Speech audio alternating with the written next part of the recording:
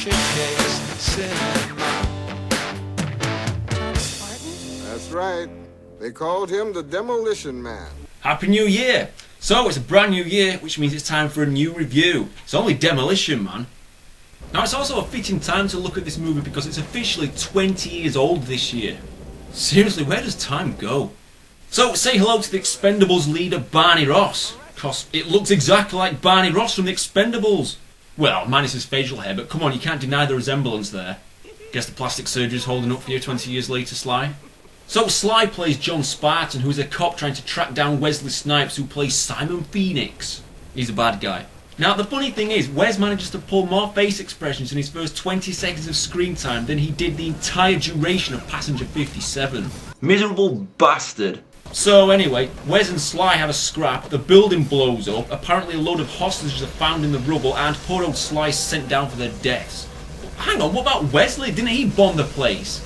Saying that, if Sly wasn't frozen in time for 35 years, then we'd have no Demolition Man. Damn it, John, I'm tired of this Demolition Man shit! So fast forward to the year 2032, and here's our Wes, who's been woken up just to be killed. Why the fuck did they execute him 35 years ago when they captured him in the first place? That don't make no sense. But surprise, surprise, he breaks free and starts a killing spree. Now this is where things get fun. Now wouldn't you love to live in a world that's free of murder, crime and pollution? Of course you would, but how about a world with no swearing, no physical human contact, no smoking, no meat, no alcohol? I mean, I could just go on and on. I mean, what kind of a fucking world would that be to live in? That's no existence. I just go, no, thank you very much. Next option. Look, I don't need a history lesson. Come on, Hal. Where the goddamn guns? You are fined 1 credit for a violation of the verbal morality statute. What? Fuck you. So Wes doesn't like the way that things are and kicks the shit out of these cops who don't know how to deal with criminals at all. Look! Olé! Now, one cop who's actually worth talking about is Sandra Bullock, who is obsessed with everything from the 20th century. Ooh, nice post there, lethal weapon I see. And she's bored of the way things are as well. What I wouldn't give for some action. Hey, look no further than my general direction, Sandra. Anyway, so just over 30 minutes into the film, we get to see Mr. Stallone once again as he's brought out of his deep freeze. Yeah, the only solution that these knobheads can come up with to take down Wesley Snipes is to thaw out Stallone after 35 years in the deep freeze. Yo, hello? Saying that, 35 years, is that right or wrong? Because the DVD cover says 35 years, but Stallone and Snipes several times say 36. Ooh, yet another example of DVDs getting things wrong. Are you shitting me? John Spartan, you are fined 1 credit. So, likewise, Stallone's got a lot of things to adjust to. The hell is that? See? Now the great thing about Demolition Man is it has a lot of action, sure, but it is one hell of a funny film at times. I mean, it does tick a lot of boxes in terms of genres. For example, when being told about certain things in the future, Sandra Bullock just happens to drop in this bombshell. I have in fact perused some newsreels from the Schwarzenegger library, and that time that you took that car... Hold it. The Schwarzenegger library? Oh, it's classic. Fantastic! Wasn't he an actor when you... Stop. He was president? I mean, I feel Sly's pain. The most popular radio station just plays commercials, and the guy can't even wipe his own bloody ass in the future. Poor bastard. Wes, on the other hand, goes with the flow, and pretty much everything he does or says is hilarious or laced with dark humour. Wait a minute. This is the future. We're all a phase of guns. How much do you weigh? Well, I happen to weigh...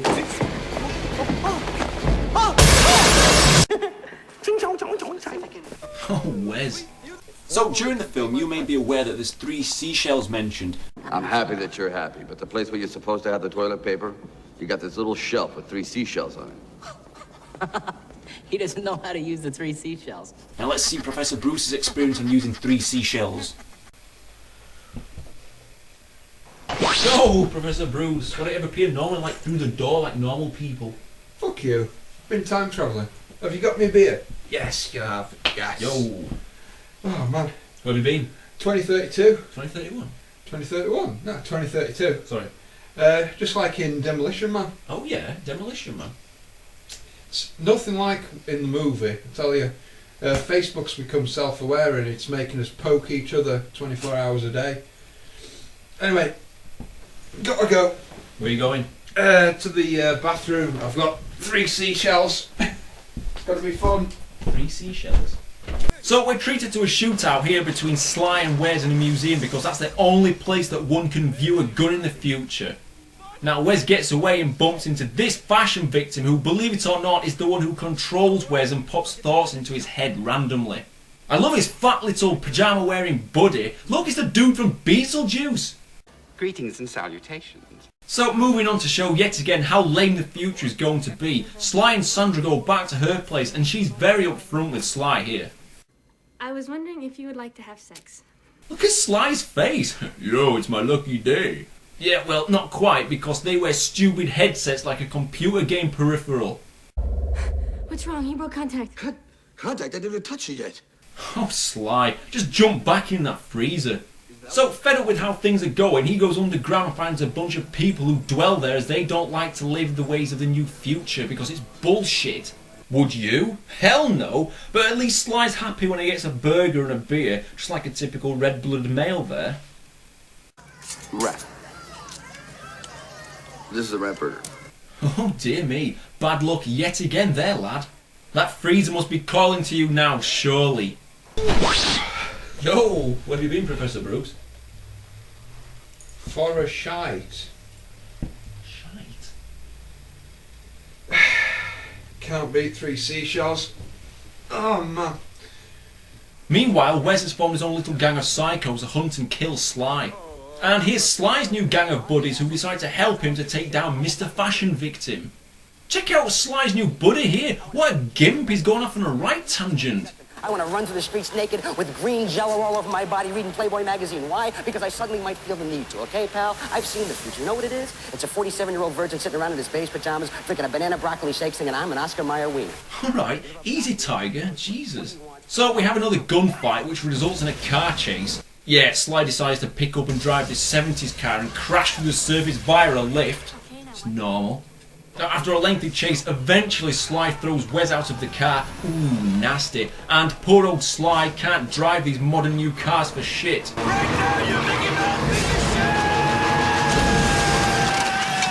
You've got to love Sly's screams and yells. They're almost as amusing as Arnie himself. In fact, let's hear a few of Sly's yells from Demolition Man.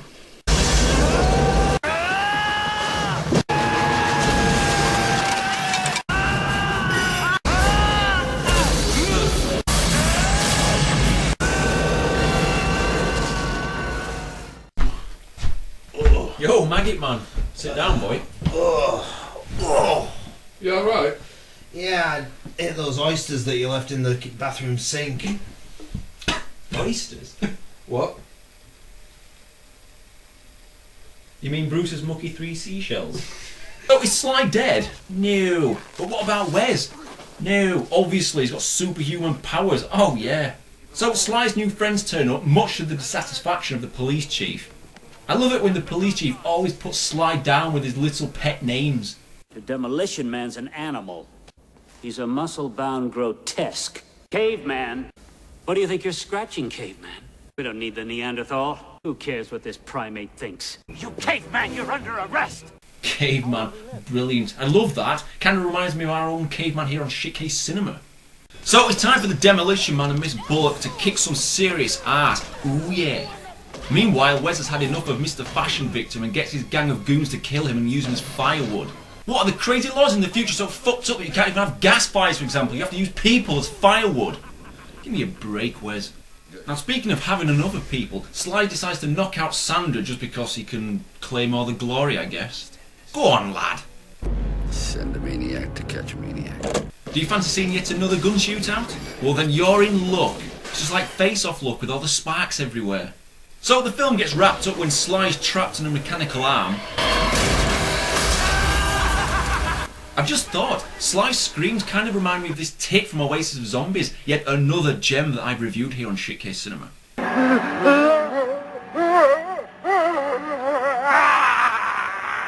He breaks free of this mechanical arm when he freezes it, has a one-on-one fight with Wes, he gets frozen once again, and Sly does this to him. Bosh! Game over. Oh no, I've got to do it properly like Bison from Street Fighter. Game over! And then everybody lives happily ever after. Yo, Sandra, I did it. So if you want to hear Sly yelling, shooting guns while delivering witty one-liners, where's being a funny fucker, lots of action, lots of humour, and just plain dumb popcorn fun entertainment, then you'll enjoy Demolition Man. 7 out of 10.